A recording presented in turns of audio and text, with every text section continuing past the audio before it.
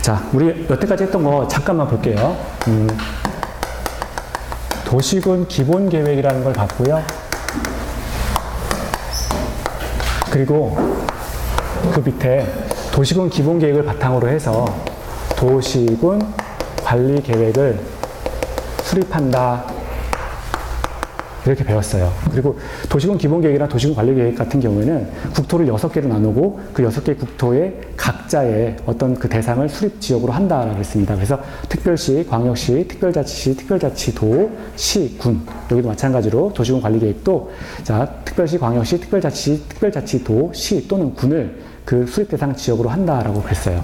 두 개의 도시를 묶을 필요가 있었기 때문에 등장한 것이 광역도시계획이에요. 광역도시계획. 그러면 이 광역도시계획이다라고 하는 거는 2개 이상의 도시를 묶는 거였죠. 그래서 2개 이상의 도시를 묶는 계획이었고요. 이걸 우리가 지역간 계획이다라고 했습니다. 지역간 계획이다. 그리고 2개 이상의 도시를 묶고 이제 지역간 계획이고요. 또 하나가 이제 이쪽 같은 경우에는 타당성 검토는 없다 그랬죠. 타당성에 대한 검토를 하지 않는다. 자, 요런 특징이 있었어요. 요 3가지 정도의 특징을 가지고 있었고요. 자, 그리고 이렇게 나누어서, 자, 제일 중요한 특징이 광역도시계획과 도시군 기본계획 같은 경우에는 국민을 상대로 직접적인 효력을 발휘할 수 없다. 다른 말로 비구속적 행정계획이다. 이렇게 정의를 했고요. 도시군 관리계획 같은 경우에는 국민을 상대로 직접적 효력을 발휘할 수 있으니까 요거는 구속적 행정계획이다. 뭐 이런 걸 공부를 했어요. 그리고 도시군 기본계획과 도시군 관리계획을 합쳐서 도시군 계획이라고 했죠. 이 2가지를 합쳐서 도시군 계획이다라고 이름을 지을 수가 있는데 이 도시군 계획은 5년마다 타당성 검토를 한다. 뭐 이것도 봤습니다. 그렇죠? 여기까지 봤어요.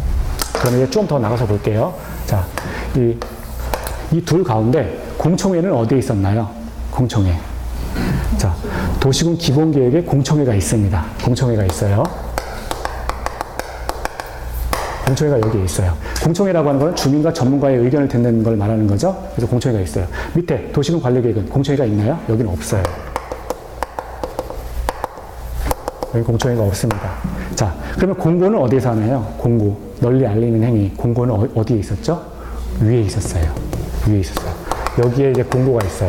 밑에는요, 이건 공고가 없어요. 공고가 없다면 뭐가 있냐면 국민에게 효력을 미쳐야 되는 거니까 우리 좀 전에 봤던 거 고시가 있겠죠. 그래서 이 밑에는 공고는 없고 여기에는 고시만 있을 뿐이다 라고 했습니다. 고시. 자, 이게 고시를 통해서 국민에게 효력을 미친다고 했는데 구체적으로 뭘 고시했을 때 효력을 미친다는 거예요? 도시군 관리계획은 지형도면을 고시한 날로부터 라고 했으니까 자, 지형도면을 고시한 때부터 효력이 발생한다 라고 했습니다. 구체적으로 지형도면을 고시한 날로부터 구체적으로 효력이 발생한다. 그러면 효력 발생한다는 얘기는 또 뭐예요? 행정심판과 행정소송을 제기할 수 있다는 얘기죠. 지형도면에 대해서 뭔가 문제가 됐으니 자, 이걸 바탕으로 해서 행정소송 또는 행정심판이라고 하는 행정쟁송을 제기할 수 있다라고 했어요. 이거는 위로는 자, 비구속적이었고 장기 발전 방향이었기 때문에 이걸 가지고는 행정쟁송을 제기할 수 없다. 행정쟁송 제기할 수 없다. 이렇게 배웠죠. 자, 그리고요. 도시군 관리계획을 봤는데 이 도시군 관리계획을 입안할 때는 자, 광역도시 계획과 도시군 기본계획에 부합해야 되겠죠. 그래서 상위에 자, 지금 도시군 계획 관리계획 하는 거예요. 상위 2 계획에 부합해야 된다. 부합해야 된다. 그리고요, 2번째 어떤 특징이 있어요? 도시군 관리계획은 광역도시계획과 도시군 기본계획을 입안할 때 함께 입안할 수 있다. 얘를 함께 입안할 수 있다라는 특징이 있었어요. 그러니까 상위 2개의 계획에 언제나 부합해야 되고 2번째는 함께 입안할 수 있다. 함께 입안해야 된다. 자, 그리고 도시군 관리계획 같은 경우는 주민에게 직접적인 효력을 미치는 행정계획이잖아요. 그렇기 때문에 주민이 스스로 입안 제한할 수가 있겠죠. 그래서 주민이 입안 제한할 수 있다. 주민이 입안 제한할 수 있다. 입안 제한할 수 있는 건 몇 가지였죠? 맞죠? 그렇죠. 기지산세. 주민이 기지산에 오른다. 그랬어요. 자, 얘가 주민이 이반 제한할 수 있는 이유는 간단한 거예요. 이건 우리 삶에 영향을 미치는 계획이란 말이에요. 그러니까 우리 삶에 영향을 미치니까 우리가 스스로 어떻게 해보겠다. 뭐 의견 제시할 수 있겠죠. 이 세 가지가 기, 지, 산. 자, 첫 번째, 기반시설 설치해달라. 그렇죠? 기는 뭐예요? 기반시설. 기반시설 설치에 대해서 주민이 이반 제한할 수 있다. 두 번째, 자, 지구 단위 계획.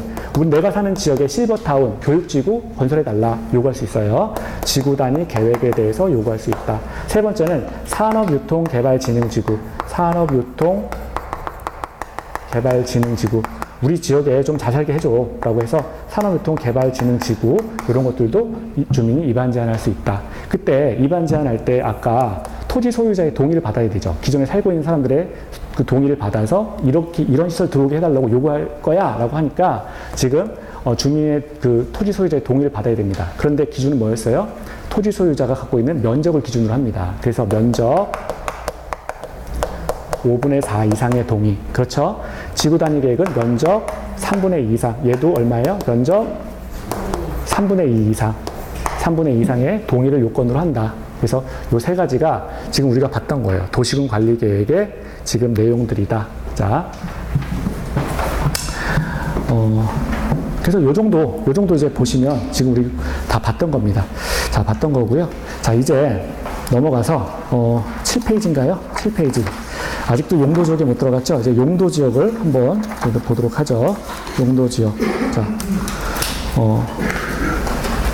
용도 지역인데 거기 책 페이지 볼게요. 첩에 보시면 토지의 수입, 개발이나 보존을 결정하는 행위다. 그래서 중복 지정이 안 되고 배타적인 성격이다 그랬는데 아까 우리 용도 지역 OX 아침 할 때 하나의 토지 위에는 반드시 하나의 용도 지역만 있을 뿐이다 라고 이야기했죠. 그래서 이게 배타적이라는 이야기예요. 하나의 그 토지 위에는 하나의 용도 지역만 있을 뿐이에요. 예를 들어서 주거 지역과 상업 지역이 겹쳐서 진행할 수 없다는 겁니다. 주거 지역이면 주거 지역 따로, 상업 지역이면 상업 지역 따로 이렇게 있을 수가 있다는 거고요. 자, 용도 지역부터 조금 더 보죠.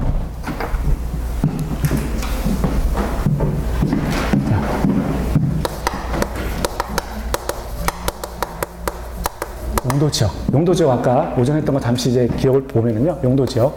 용도에 맞게 지역을 나누고 용도 지역이라고 하는 거는 용도에 맞게 지역을 나누고 토지의 행위를 제한하는 지역을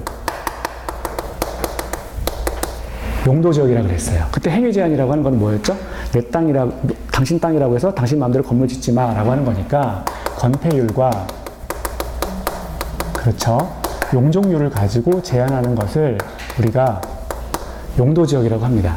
그러면 왜 이렇게 할까요?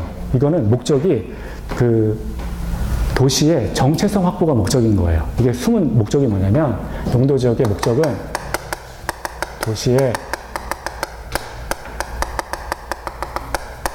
정체성을 확보하기 위해서 자, 용도 지역이라는 걸 나누는 거예요. 용도 지역. 지정권자가 누가 있죠? 지정권자? 용도 지역을 지정할 수 있는 사람. 자, 국장, 시도지사, 대도시시장, 그리고 시장 군수.